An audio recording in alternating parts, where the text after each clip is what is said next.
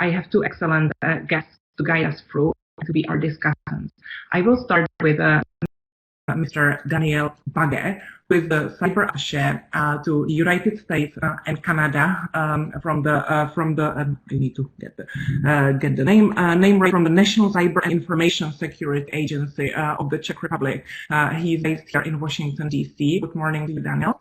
And I also have my colleague Vladimir Radunovic, who is Director of Cybersecurity and E-Diplomacy Programs at the DiploFoundation. You are familiar with Vladimir from our previous web debates. Before we get to some questions that we are to discuss today, I would like to kick off with few basic ones. Daniel, one way of our countries are addressing the need to stay on the top of the tech and cyber development is appointing cyber ambassadors, tech ambassadors. Your position is called cyber attaché. Very briefly, what does a cyber attaché do? Good morning. Thank you for having me. I hope everybody can hear me clearly. I brought a cold from Europe, so sorry for some coughing interruptions. If necessary, they have to happen. Thank you again for having me. Thank you, Teresa, and thank you, Vlado. So just briefly to describe what I'm doing here. The Czech Republic, namely the National Cyber Information Security Agency, has three positions like that. One is here in Washington, D.C., one is in Brussels because of EU and NATO membership, and one is in Tel Aviv in Israel. The cyber attachés in these positions, our, let's say, task a little bit differs. When it comes to EU and NATO, obviously it's because of the membership and the policies that are drafted there. When it comes to DC, the mandate is actually threefold. One is the relationship with the government, so it's G2G basically, the Czech Republic and the US federal government. The second tier is basically between the Czech Republic and the academia here, the NGOs, think tanks, and so forth. And the third tier is between the Czech Republic, the agency I'm representing here at the Czech Embassy in DC, and our potential partnership with private sector, corporate entities, which are huge stakeholders regarding cybersecurity, which is our primary focus. So mainly what I'm doing here is basically deepening the ties we already have, forging new partnerships, exchanging information, and also coordinating on the international diplomatic level when it comes to questions pertaining cybersecurity and international security and international relations between our two countries. Thank you, Daniel. I will now ask other questions which to some of you may seem a bit basic, but at the same time, as I explained at the beginning, diplomats need to be sensitized and familiar with many tech expressions, acronyms. They need to understand and very likely be able to clearly explain to their colleagues in capitals or other parts of government what is at stake and what it means. We are working with a lot of acronyms. Only I have used 5G, AI. Vlada, if I ask you to explain to those of us who might not be that confident to, in 1 minute or half a minute, tell us what 5G actually means, how would you take it? I thought it might have been easier question to Daniel than this one, but both are complex. Let's put it like this. Most of us think about 5G as just the next generation of telecommunication network, which is going to have a bigger bandwidth and we are going to be able to download movies faster and so on, and that's true.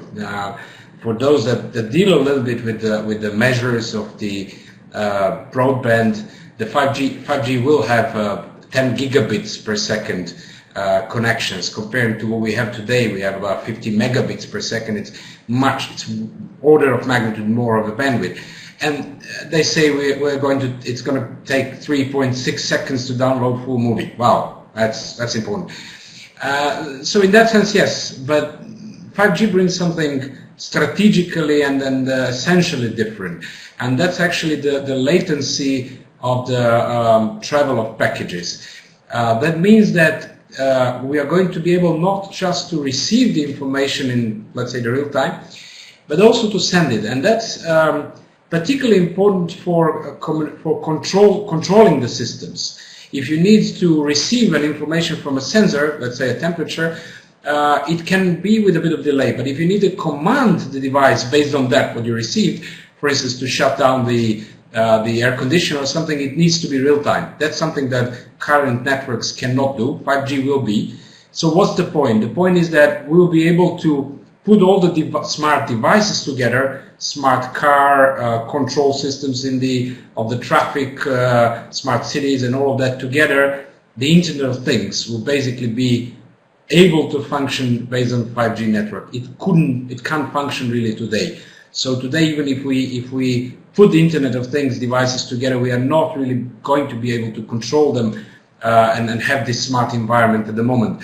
So the moment we get the 5G, we actually get the, let's say, civilizational step forwards to a smart environment where everything communicates with everything. But that's the step towards artificial intelligence, actually.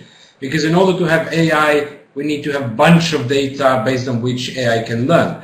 And that's something that Internet of Things is going to bring. It's going to bring not big data as we have now, whatever big data means today and whatever big is today, but it's going to be, again, orders of magnitude more of information about how we live today, how our devices communicate, how we drive the car, or how the traffic works, or healthcare works, or whatever, or medical health, or whatever we need.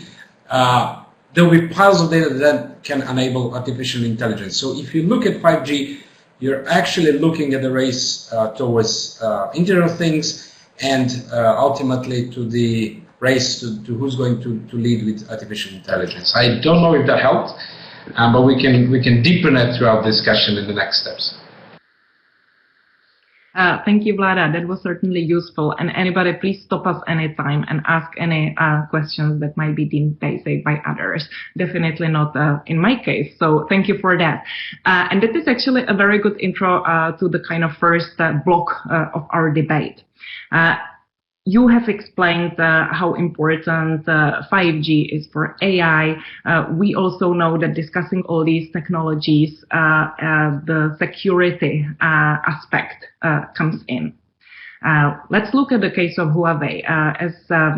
Just to add, Huawei is considered currently as the only company which can kind of make 5G really happen. To put it very simply. Now, many countries, including the Czech Republic, by the way, have actually announced cooperation with Huawei as a national security risk. Daniel, you have been in a government that has been quite outspoken about Huawei and national security. Can you elaborate a little bit more on that? And Vlada will then tackle the kind of wider global implications. Over to you. Absolutely, thank you. Yeah, thanks. Just to comment on one thing regarding the 5G that Vlada mentioned or explained. It's not only speed and latency, it's also the number of connected devices. So when you, Vlada, spoke about the smart devices we are able to connect now, actually the 5G allows us to connect 10-fold and 100-fold more, which is a complete game changer. If you, for instance, have, let's say, a grid capable of connecting, let's say, 100,000 devices per, let's say, 1 square kilometer, in the case of 5G, we'd like 1 million.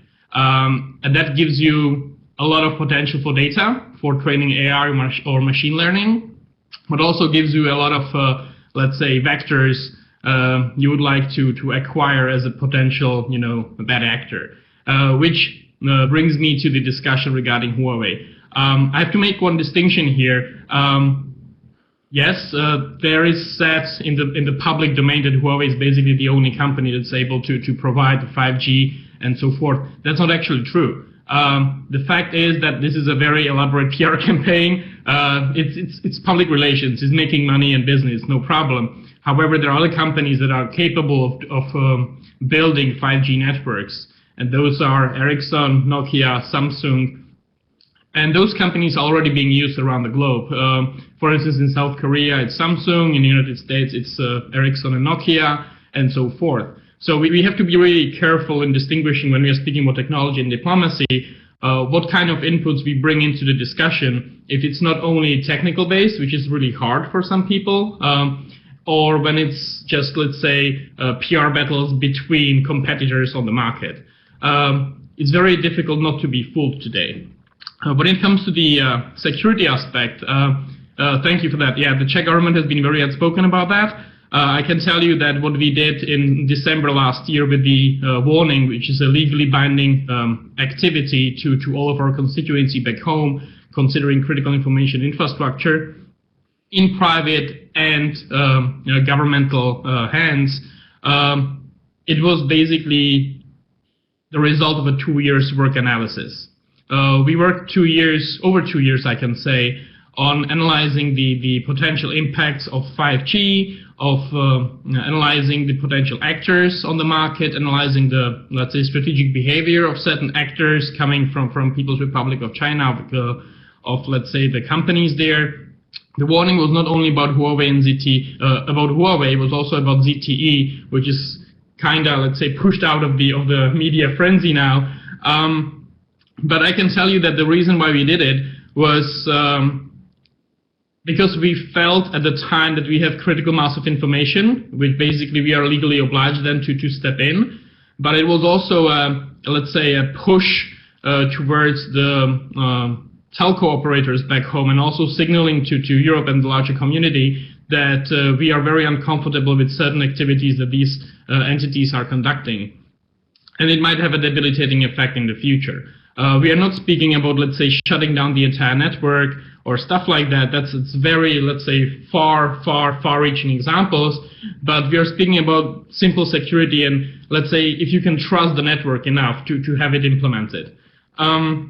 Also, why we did it, and this is very important to let's say, framing it into the international discussion, as you know that the 5G, the spectrum bidding is upcoming in many countries. In some countries it's already happened. In my country is planned for November 2019, and will be on in almost every country around the world.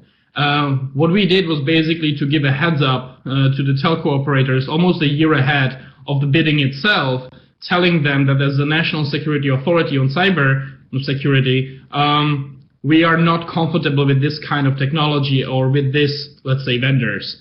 So we've actually allowed them to have like 1 year head start in contemplating this, not only contemplating because they have to legally behave according to the warning in a certain way to conduct risk analysis and stuff like that. To put it on a more strategic perspective, yes, 5G is very important. It will bring enormous economic, let's say, input into the economies. The economies will change. However, the behavior, the state's behaviors is changing already.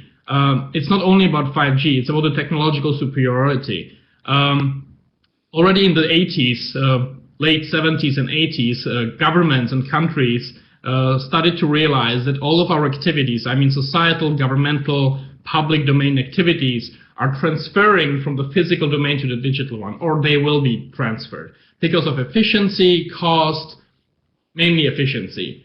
And they realized that if you would like to exercise control in a good way and also in a bad way over certain territory at that time, you had to be able to actually exercise, let's say, physical control over the territory. That means physical presence or political leadership and stuff like that.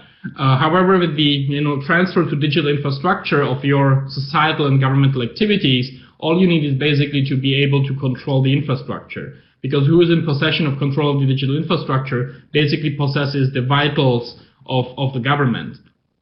So with this realization in the 70s and 80s, countries started to think about that. And we can trace the first, let's say, then secret, today not so secret documentation and documents when military research started thinking about that. Today we can see it in, again, a very strategic overview that the 5G is going to bring a qualitative change in how governments and societies function. It's a 5th generation. If you remember, and I think from our age, I can dare to say that we all remember at least the 2nd generation or the 3rd generation. First, it was just voice. The second one, the 2nd G, was basically short messaging, like text messages. Third generation was very basic internet, very basic one, WAP and stuff like that. 4th generation we have today. It allows us to connect to the internet. There is some lagging. We feel we have internet and all the human knowledge at the fingerprint at our fingerprints, but 5G is complete something different. it's not only the number of devices, it's not only also about the latency and speed, but it's also a lot that the fact that, for instance, governments today, when they are connected to the internet and they talk to each other, they're using landlines, they're using fiber optics. But with the income of 5G, what's going to happen is that because of cost and efficiency, lots of this, let's say governmental communication, will be used or will be transferred over 5G, not only fiber optics or landlines anymore, because it will be not cost effective anymore. So this is something we all had to consider when we are, let's say, working on the warning itself. Thank you. Thank you. Thank you very much, Daniel. Vlada, what kind of wider implications does this have on our society's trust in technology, on the further development of artificial intelligence, Internet of Things, and others? I think Daniel rightly emphasized the dependence of our society on, let's say, 5G and all these technologies in future, because it's really the evolutionary step in how the societies work. And one aspect is this kill switch, so whether someone might have an option to kill your communications in your society, as we hear now these days the sort of news coverage of how the US has managed to get into the digital systems of the critical infrastructure in Russia, and before we've heard that the Russians are in the critical infrastructure of such as energy sector of the US. So this sort of warfare, or at least tensions of a possible warfare and penetrating into other systems to be able to maybe shut it down in case of open war, or at least undermine it when they need it, it's true, it's there. So the risk or the worry that we might have in case of 5G is there. That's the radical aspect. The less radical aspect, but still important, is what Daniel also mentioned, is sort of espionage. It's being able to follow on what's happening in someone's country, or even undermine slightly, and so on. So the risk is there. The truth is that all of the technology that we have today, whether it's Huawei or Cisco or whatever, on the level of hardware, but similarly on the level of software, is sort of a black box. Firstly, we don't know what's inside, for a couple of reasons. One is it's very complex, starting from hardware, from chip design to the operational aspects of the chip, and then of course the software. It's very complex, and even the engineers specialize in only bits of that. Secondly, it's intellectual property in most cases, and that's what they sell as well. So they don't want to disclose. Now we see trends more and more, particularly with software, but also with hardware, that the companies are becoming more open to open the code and try to at least explain that there is nothing hidden inside. But the risk is there. Of course, there is, or at least that's what most of the Western countries sort of emphasize when it comes to Huawei and the Chinese producers, is the clear link or responsibility of the Chinese companies to cooperate with the Chinese government when required by the Chinese government, because of, for instance, the Chinese law on cybersecurity from 2 years ago, where actually all the Chinese companies are sort of obliged to cooperate with the government in case needed. But then again, Snowden affairs revealed that, at least in the US, we have some sort of a cooperation, whether a willing or unwilling cooperation between the government and the private sector, in more or less the same way. So we probably can't say that we are safe with any of those technologies fully. But one thing I absolutely agree with Dan is that this sort of increased scrutiny and risk assessment is the step where most of the governments will have to deal with. And looking at the choice, and that's particularly tricky thing with technology like the telecom technology, is that if you look at the market, you do have more choices than Huawei. But if you look at the penetration of the market, Huawei already has more than 25% of the telecom market. And then you have Nokia about 17% and Ericsson 14%, and all the others are less than 10. When it comes to, let's say, 3G or LTE, the 4G technology, Huawei has over 30% of the market, global market. And it's mainly the Western, because that's where it first started. And then Ericsson is Nokia and somewhere over there, around 25%. And then you have Samsung and the others, Alcatel, Fujitsu, less than 4%.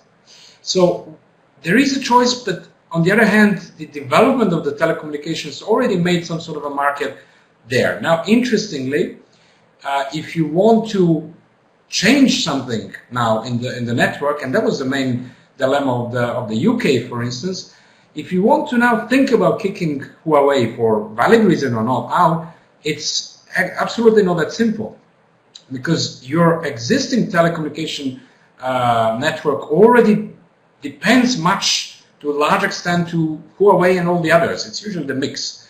And it's not easy to kick them out. And if you decide that you want to roll back your plans for 5G, let's say in UK, and you don't want to have Huawei there anymore, firstly, the Telecom Association calculated in UK that it would be billions of financial costs. And secondly, UK would probably lose the potential race in developing 5G and then Internet of Things and AI and so on. So there are a lot of implications which are financial, geostrategic, and of course security in bringing these decisions. And in that sense, it's not easy, particularly when we look into the race of developed countries, right? And then, of course, we have to look at the developing countries as well. They're not in the race for AI at the moment, most of them will probably be behind. But for most of developing countries, they have a clear choice, a clear cut. In most cases, they can use the Chinese or the European or maybe the US companies for telecom network, and that's about it. Or they can mix, of course. That's probably the most often case where they diversify the risk. But for them, for most developing countries, when you talk to them, they simply have to make a choice. If we talk about security, who do they maybe trust more? Is it US or Chinese that they're going to spy on them or possibly control their infrastructure? But other than that, they don't have much choice in the sense of they don't have their own production, right? And then the equipment.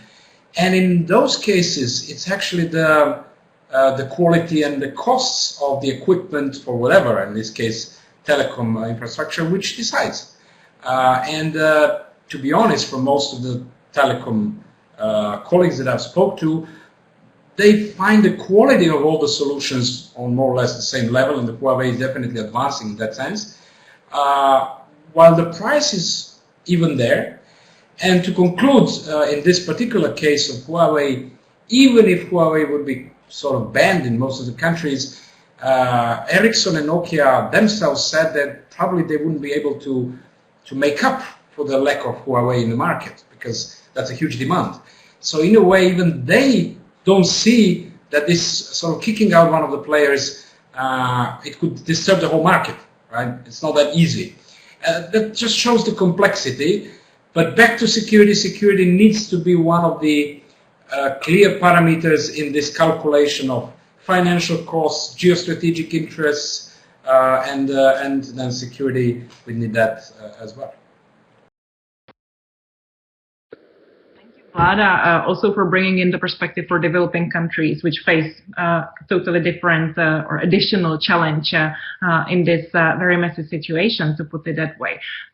Before we get further, Natasha, my colleague, has also shared a link to some resources on the Huawei 5G controversy that we have followed on our Digital Watch Online Observatory and in our newsletter in April, quite in depth.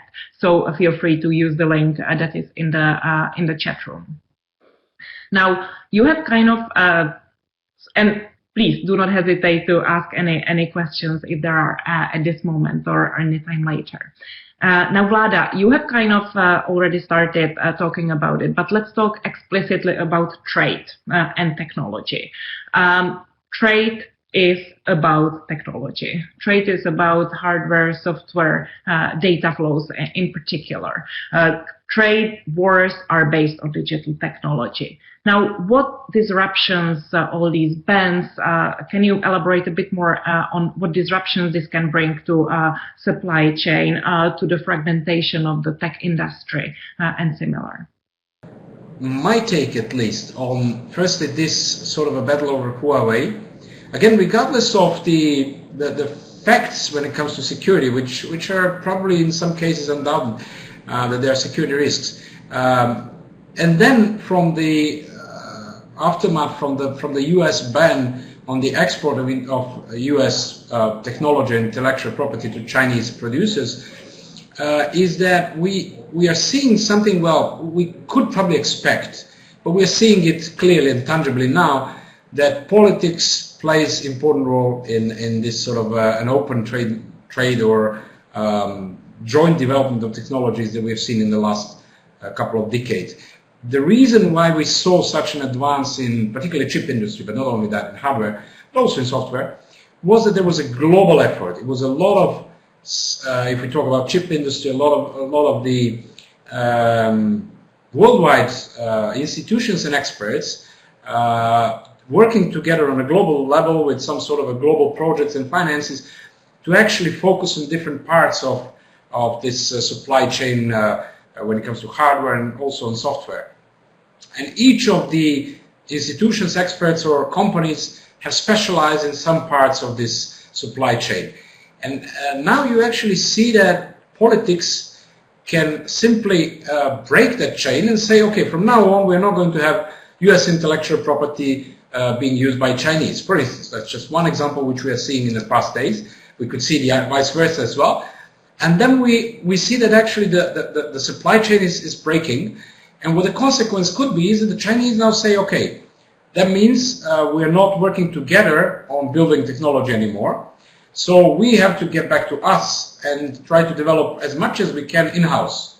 And the Europeans might say the same. We don't trust Huawei, so we have to focus more on our own industry here. And then the US can also say, okay, we don't trust Huawei, or even the Europeans, you never know, and say, okay, we have to build everything in-house.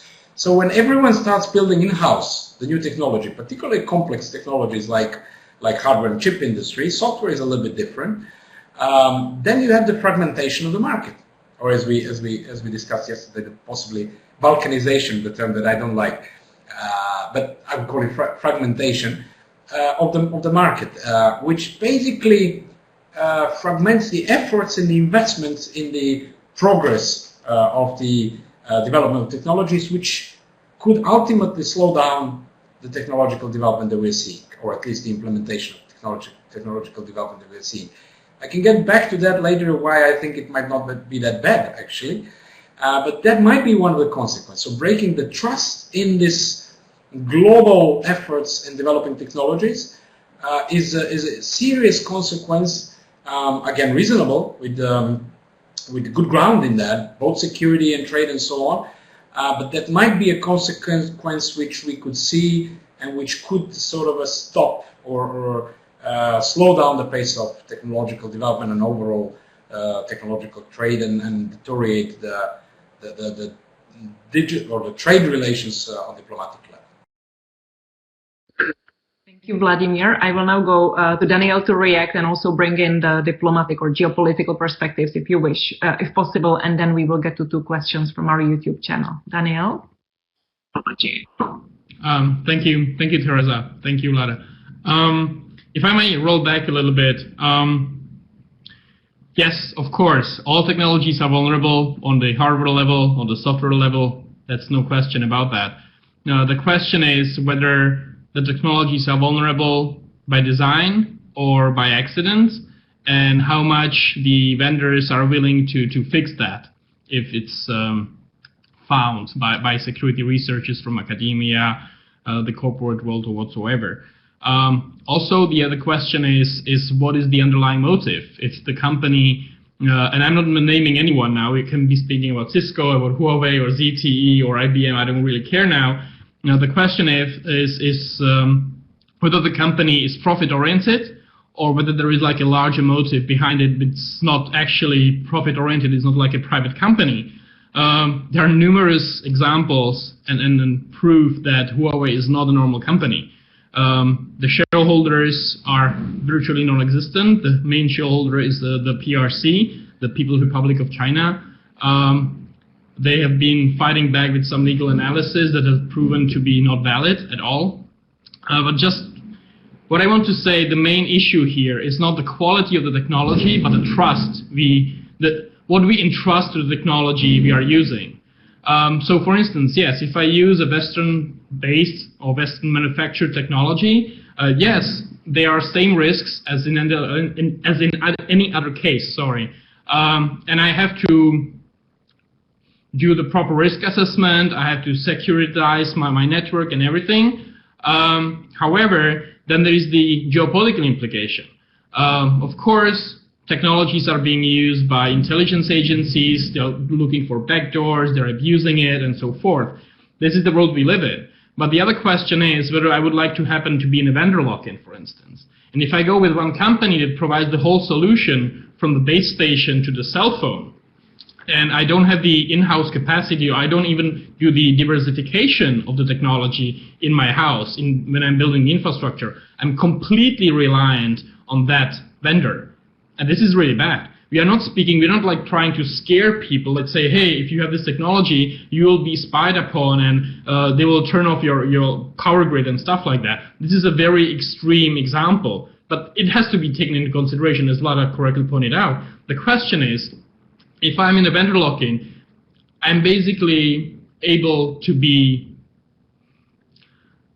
pressed in a certain way to conduct, to do stuff in a certain way. That has nothing to do, for instance, with technology, for instance. As Vlado correctly pointed out as well,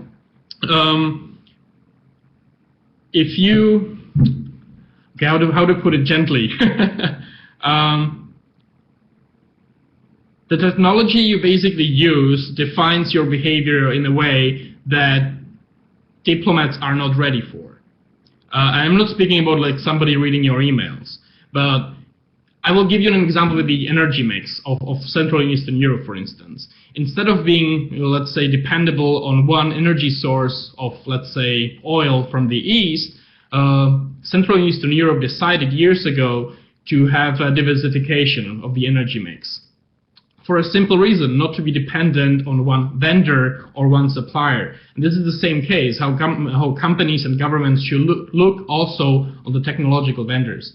Because if you are in the vendor lock-in, and Vlado pointed that out, it's very, very hard to get rid of the technology you already have in. It's not a matter of a day, it's not a matter of a week, it's very, very costly. You need a lot of skilled manpower, and you're basically in the hands of the vendor, of the provider of technology.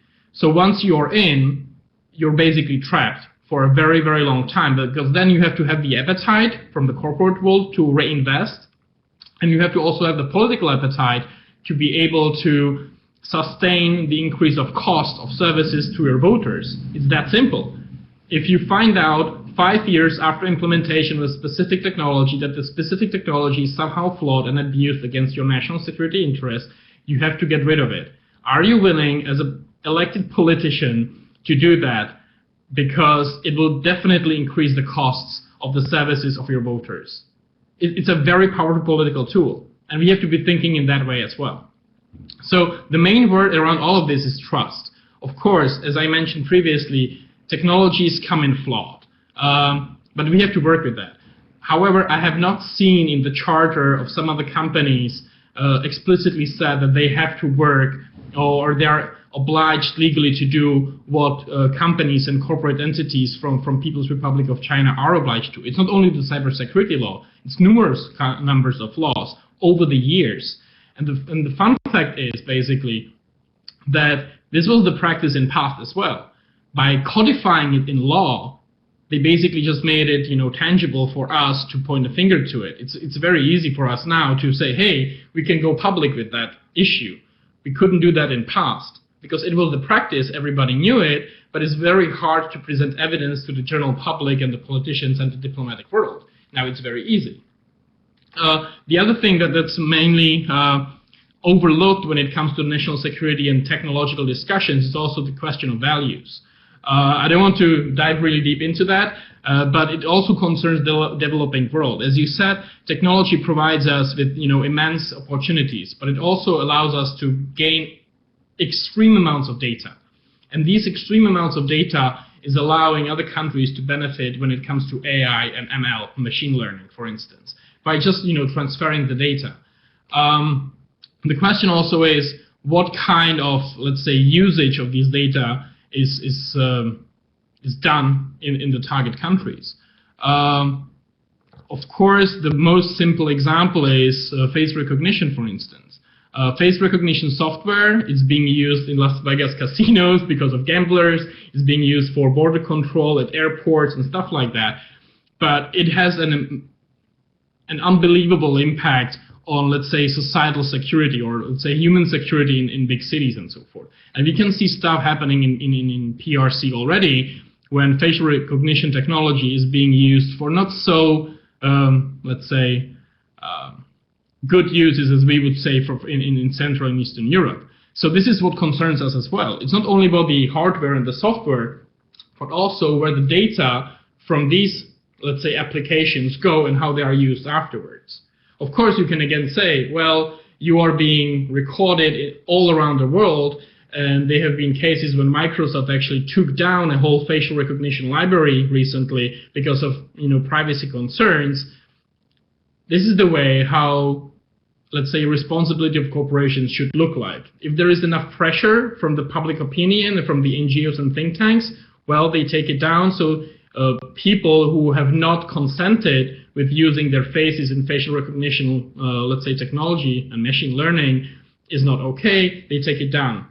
This is not the case in PRC at all. And I can elaborate on how specifically Huawei is contributing technologically and processively to activities that are like against our values, I can say that way. But we are diverting a little bit away from the technology debate, but this is part of the diplomatic debate. What I wanted to address is also what you spoke about, and that's the security versus prosperity discussion. I would say that for people in the security arena and international security, there is like no question about the risk and threats coming from certain companies from PRC or the system, the technological system there itself. However, as you rightly pointed out, there is multiple layers to that. We cannot only think about security all the time. There is this, prosperity aspect, larger economic aspects, well-being of the society, able to be competitive on the global market when it comes to new technologies and so forth. There has to be a balance. However, as we spoke before, the balance is achieved by negotiations and by different streams of influence within the government. Therefore, and many people ask, like, why is this country warning openly against this company and this country is silent?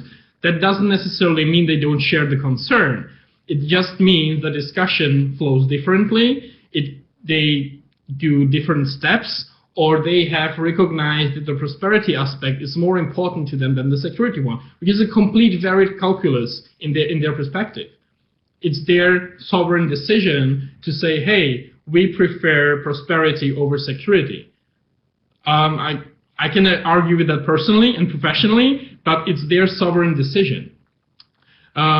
Also, what is somehow tricky in this case of this debate is that technology basically defines diplomatic talks today. In past, when you were discussing, let's say, the START or the SALT negotiations and so forth, the diplomats were provided with technical documentation, and there was like no question about that, right? Today, when you're trying to come to a conclusion regarding cybersecurity or cyber threats or cyber warfare, if you want to name it that way, it's very hard for the people because it's not tangible for them. They don't have historical experience with that. They don't have the understanding of that. They don't see the potential risks and threats because it's not something they can, let's say, cognitively process properly. There is like no explosion. There is like no fire. The death toll is very different from a nuclear attack, for instance. It's very problematic for them to comprehend it. It's not their fault. This is where a lot, basically, your organization, when you're dealing with diplomats and basically trying to educate them when it comes to cybersecurity, because it's not an easy task. The technical stuff is very, very, very difficult. We cannot assume that diplomats will be, technically proficient. What they have to be proficient about is to understand the potential implications. But when you talk to decision makers, and I have done that a lot in the past few years, and you tell them, well, if you do this will have a debilitating impact in such a way on your ministry, for instance, or in this power grid, and they don't get it. It's not because they are not, smart enough. That's not the case at all. They're very smart people, but they don't have historic experience with that, and it seems intangible for them that something, you know, pressed on a computer can have an impact 3,000 kilometers away without boots on the ground and can actually take a whole country down. It's something, as I said, intangible for them. And this plays a huge role in diplomatic talks and negotiations as well. So yeah, with that, I just want to lay it over. Thank you very much, Daniel, and also for stressing the need for capacity development, which is the reason why Diplo does what we do and why we also organize these debates. Let us get to some questions from YouTube as well as from our Adobe room. First, we have comments and questions from our participant from Zambia. Thank you for joining us this afternoon. Who is saying, and I will rephrase a little bit, complexity of intellectual property leaves less developed countries vulnerable because development is slow in these countries. So again, this kind of plays on what we have discussed on the additional challenges of developing countries. And a related question, how do less developed countries keep up with countries like the UK, USA, as 5G hits communication? So maybe I will start with that. Vlada, Daniel, would you like to briefly provide maybe some practical tips for countries like Zambia or others? What to do? Vlada, can I start with you? I think it's $1 million question.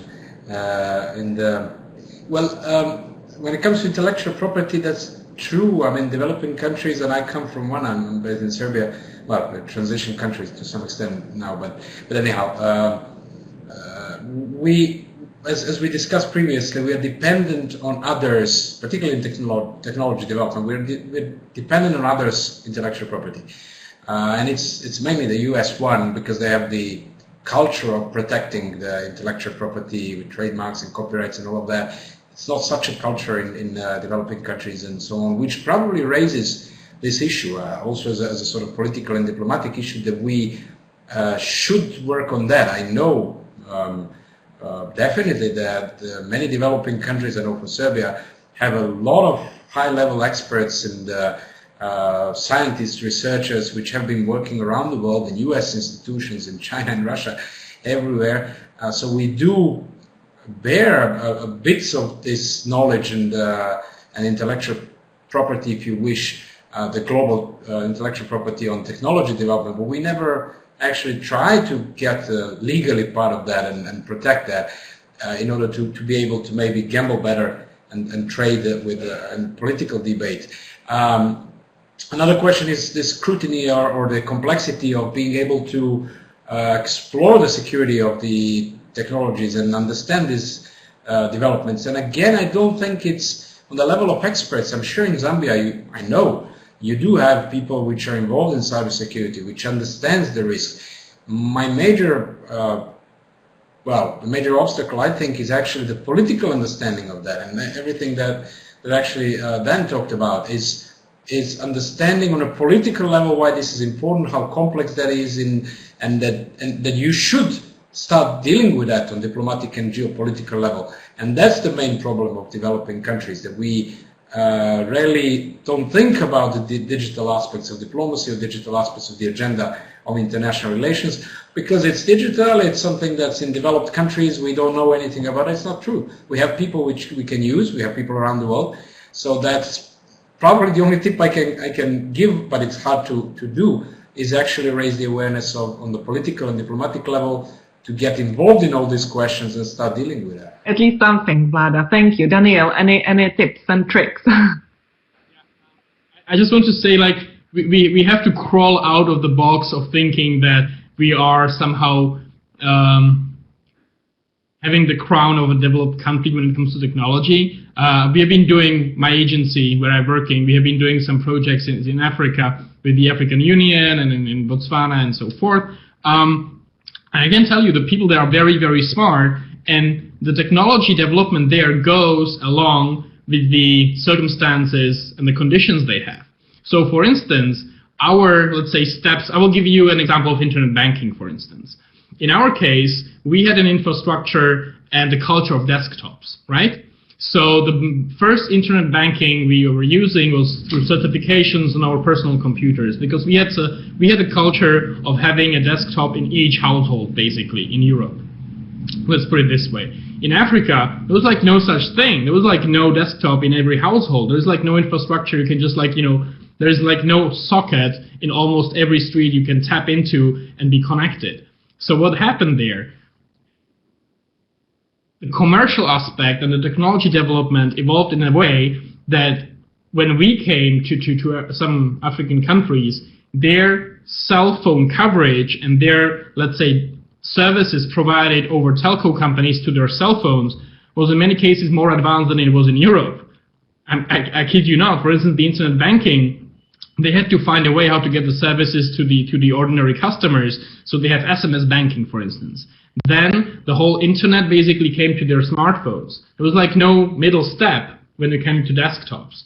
So I would say that we should share our, let's say, experiences and information we have, and somehow talk to the political representation, diplomatic representation. But I would be very, very, very of like telling anybody in any other country how they should do it, because they have different circumstances, they have different conditions, and they're very smart people. They can figure it out themselves.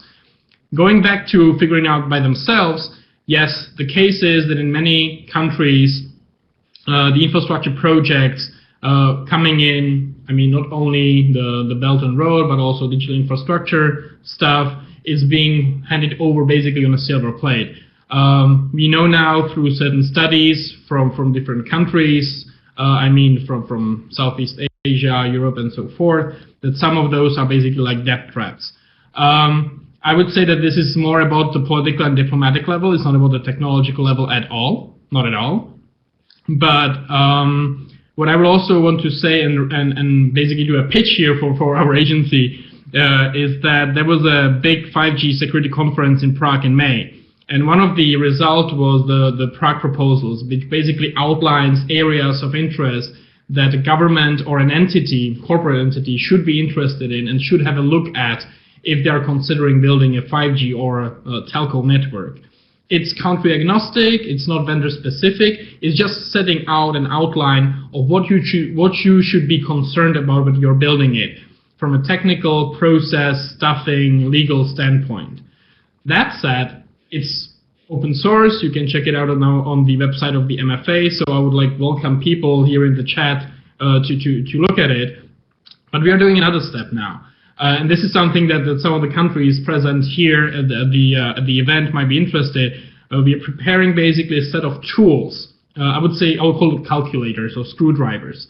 Instead of telling countries how to behave with a, let's say, political spin, we are providing, or we are going to provide tools where you actually put nation-specific data or entity-specific data, and the calculators and the screwdrivers, the tool basically tells you the result. And it's up to you how you decide if you follow that or you don't follow that. I can give you an example. We have developed a risk analysis tool. Back home, we are translating it into English now, and it will be hopefully translated to French and some other languages as well. It will be, again, publicly available, so any entity, any country can actually download it. And if they struggle with having their in-house capacity to have a, let's say, rigorous understanding of the risk analysis and the threats around that, they can actually use that, put in the data, the numbers they have already at their hand, or they should have at their hand, and it's counted for them. It's offline. it's nothing that's being sent somewhere else. It's a very complex Excel sheet, I can say that.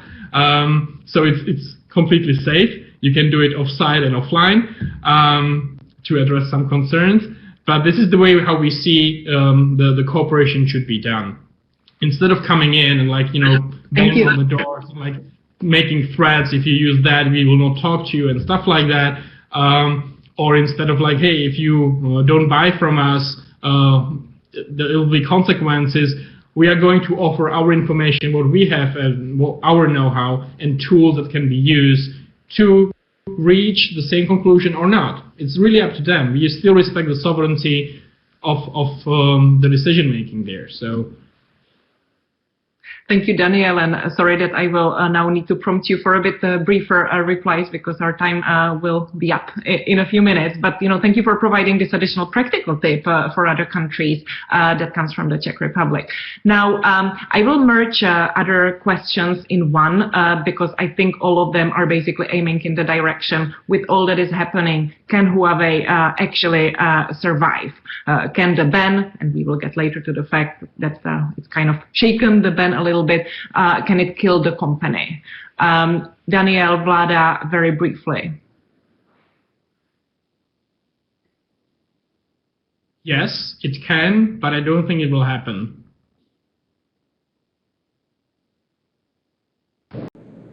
There are comments by Huawei even that it will hurt them billions or some large amount this year.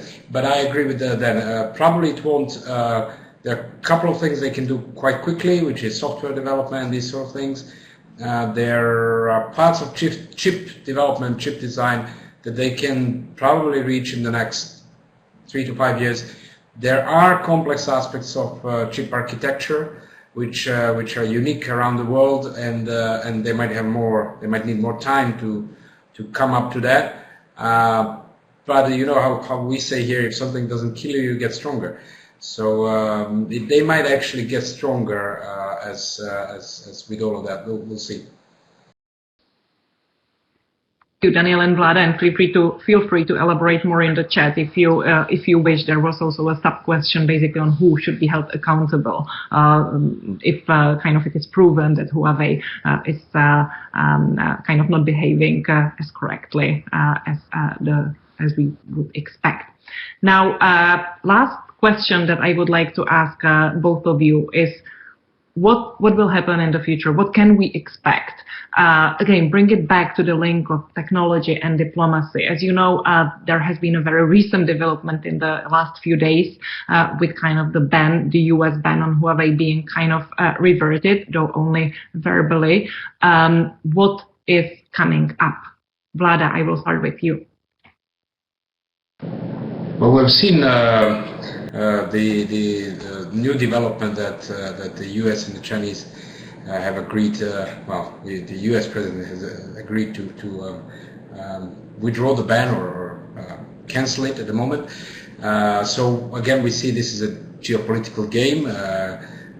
It has, of course, the security aspects as we discussed today, but it has a strong geopolitical influence. To some extent, I call this at least the U.S. decision on the ban sort of crossing the Rubicon, because as I mentioned, it clearly showcased that politics is deep in the whole supply or technology development process, and we have seen that there could be a decision by a country, whatever country it is, to actually break that. I think that crushes the whole trust in and the whole debate, of course, of Huawei, crushes the whole trust in technological supply chain, and I don't think there is a way back to the same level. So I think whatever we do in future, we need to take this as a new starting position. There, the trust in global supply chain and global technological development is gone. We might find ways or look for ways to reestablish that, but I think this is a new starting point, unfortunately. So whatever decision on US-China is now. Two quick reflections on two key words that I think we raised today. One is the trust, and I think it's key. On one hand, we have all the developments which signal the deeper involvement of states in misusing technologies to wage wars, hybrid wars, or whatever sort of undermining each other and geopolitical interests, which is definitely ruining the trust. And a lot of discussions on cyber warfare and all of that. We need another couple of hours to discuss that. But I think this is a serious factor in undermining the trust in technology and development and trade. And on the other hand, we do see some interesting steps in that this case could possibly extend the transparency efforts of the companies themselves, Huawei being one of them, whether it's true or, fully frank or not with the transparency centers in UK and Germany, but anyhow, we've seen Microsoft opening their closed source software to their clients and so on. So Kaspersky now with the Swiss Transparency Initiative. So we might see the corporate sector understanding these circumstances and understanding that in order to survive in this global trade battle, that they would need to be more responsible, more transparent towards the clients at least, to persuade them there are no backdoors and no security problems. It's far from that easy, but that might be a good move to increase trust, at least I'm hoping. So trust is one word, and the other one, and I thank you, Dan, for raising it, it's values. I think values is we often don't think about it, but each country does have a set of values they stand for, and I think values is an important thing to take into account. You mentioned a good example of Huawei use or Chinese use of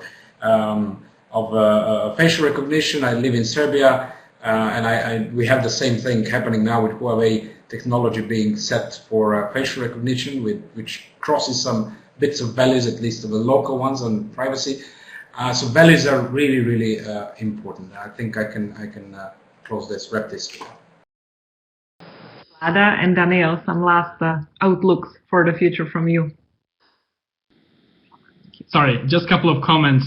The ban was not reverted. What was reverted in a let's say speaker's way was there will be consideration of allowing US companies to sell components to Huawei. That doesn't have anything to do with the ban on Huawei technologies being implemented in the US. So there's nothing, this is nothing really much to do with 5G and so forth. It's more about allowing US companies to, again, make profit from being suppliers to Huawei.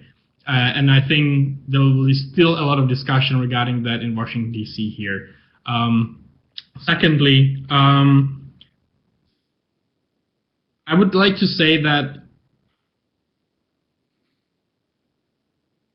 you mentioned the transparency centers. Yes, there will be push on that because it's a very tangible and visible effort from the private entities to make them some more likable. But I mind you that we are discussing here ways how to actually sensitize political leadership to more understand technological, let's say, aspects and threats coming from cyberspace. And this is basically, the transparency centers are meant to talk to them, not to the professionals. I'm sorry to say. There are numerous physical and technical reasons why transparency centers are completely useless when we talk about cybersecurity. We can elaborate on that in an upcoming stream sometime maybe, but just to put it out, if you are allowed to the Transparency Center for a couple of days a year and they show you 500 lines of code, but the code you use has several million lines of code, so they can show you basically anything, and if you are there for a couple of hours only with the official delegation, I hardly doubt you'll be able to see anything. And I'm not even touching on the whole patch management system, when you can change the behavior of the technological device overnight without actually even knowing from the side of the user that anything happened. So showing you anything in the Transparency Center is a nice pitch, but it's more political than technical again. What we are going to see in future, I can tell you recently I was in the United Nations a couple of weeks ago for the open-ended working group, the establishment of that. And I can tell you the interest of countries in cybersecurity and cyberspace in general is growing. It's exponentially growing because it's not only hot and sexy as it was a couple of years ago, but countries are really realizing that this is going to be the backbone of future governance, future societies, future economies, and everything. So I would say that we'll see more and more confusion on the international arena when people will be making comments without actual deeper knowledge, but we'll also see much more effort on the professional level when it comes to technical, but also think tank stuff, international law, negotiations, and hopefully we will see many, many more courses for diplomats and decision makers on this issue because it's very needed. Great. Very much. Now, we hope that this web debate has really helped to unpack the relationship between technology and diplomacy a little bit. Once again, we organize these web debates every first Tuesday of the month, in addition to other online briefings, newsletter, where we summarize each month's development in digital policy, and our Digital Watch online observatory as resources at your disposal. Today, we had with us Daniel Bage, who is the cyber attaché of the Czech Republic in Washington, D.C. Thank you very much. And my colleague Vladimir Radunovic, Director of Cybersecurity and E-Diplomacy Programs at DiploFoundation. I would also like to thank Natasha Peručica for making sure that your comments and questions from both the YouTube stream and here in Adobe are reflected, and of course to our colleague Arvin Kamberi, who makes this all happen in the background from the technical point of view.